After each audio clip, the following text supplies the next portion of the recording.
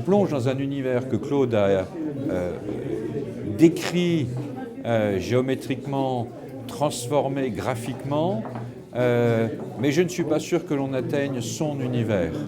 Claude nous permet de révéler à nous-mêmes notre propre univers. Il a cette capacité de nous enjoindre à travailler sur nous-mêmes, à nous construire, à nous révéler. Il a cette capacité de nous conduire vers un autre nous-mêmes en se dévoilant lui-même. Il ne nous invite pas nécessairement, de mon point de vue, à aller dans son propre univers, mais il nous permet de construire des rêves et de nous laisser transporter ailleurs ou dans des ailleurs. Alors déjà, physiquement, il est impressionnant. Son côté sympathique et on sent une culture et toute une réserve et qui donne beaucoup d'épaisseur au personnage, un petit peu comme cet amour.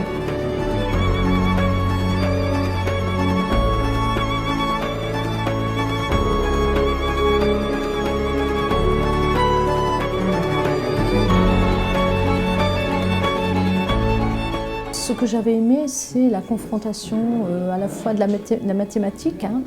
On peut se demander si l'œuvre peut se réduire à entre guillemets une équation. Et là, on est dans une défragmentation, dans une superposition plutôt qu'une des juxtapositions savantes, et qu'elle donne une double vision du travail. C'est ce qui me plaît. Il essaie de cadrer, il essaie de justifier, et en même temps, il rajoute du mystère. Donc c'est un peu contradictoire, mais moi c'est ça qui me plaît chez lui, c'est qu'en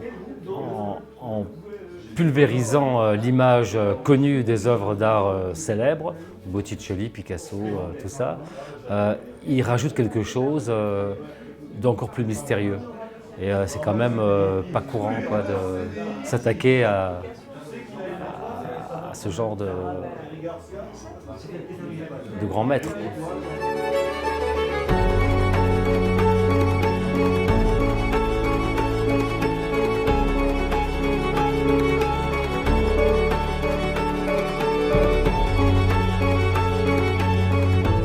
Alors Claude, c'est quelqu'un que j'ai rencontré par hasard, comme toujours dans la vie.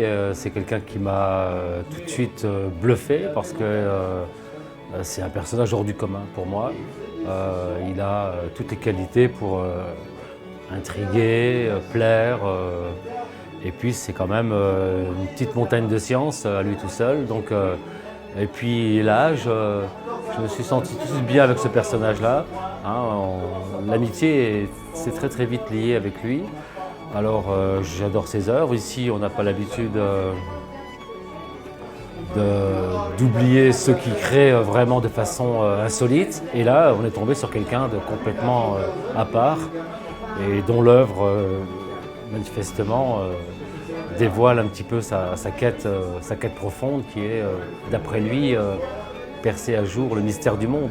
Ça, c'est quand même un peu euphorisant pour nous qui sommes aussi dans l'art, quoi.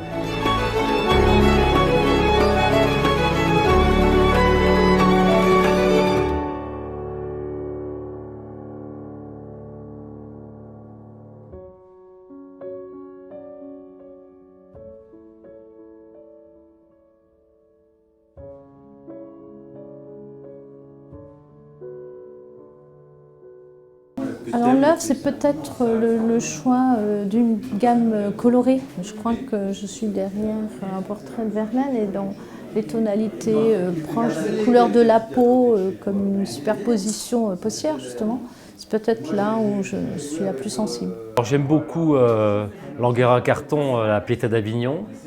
Et j'aime beaucoup aussi le Verlaine qui est par ici, parce que là, il a fait une œuvre supplémentaire. Il a pris la photo de Verlaine et il a rajouté picturalement des couleurs qui n'existent pas, quoi. C'est une photo de Verlaine de l'époque avec son haut de forme. Celle-là me plaît beaucoup parce qu'elle est touchante. Et celle de Botticelli aussi, qui est complètement écarquillée, écartelée. Le printemps de Botticelli, là, c'est fabuleux, quoi. C'est une vision comme si on avait fracassé une vitre avec un piolet, quoi. Chaque tableau a sa signification. J'ai dans mon bureau cette main que j'ai acquise auprès de Claude parce qu'elle m'a frappé. Cette main m'inspire énormément dans la mesure où c'est la main de l'artiste, c'est la main de l'homme, c'est la main des hommes, et que ces hommes aient réalisé des travaux agricoles, des travaux d'artisans, et façonné la terre, la pierre, le métal, peu importe, qu'ils aient créé des œuvres d'art insignes ou qu'ils aient créé des outils beaucoup plus simples ou qu'ils aient simplement pourvu aux besoins de nourriture de leur famille, cette main, pour moi, caractérise l'essence de l'homme et la force de création, de créativité de l'homme. Création des biens pour manger, etc. Mais la créativité est partir dans un au-delà. Et cette main, pour moi, illustre parfaitement cela.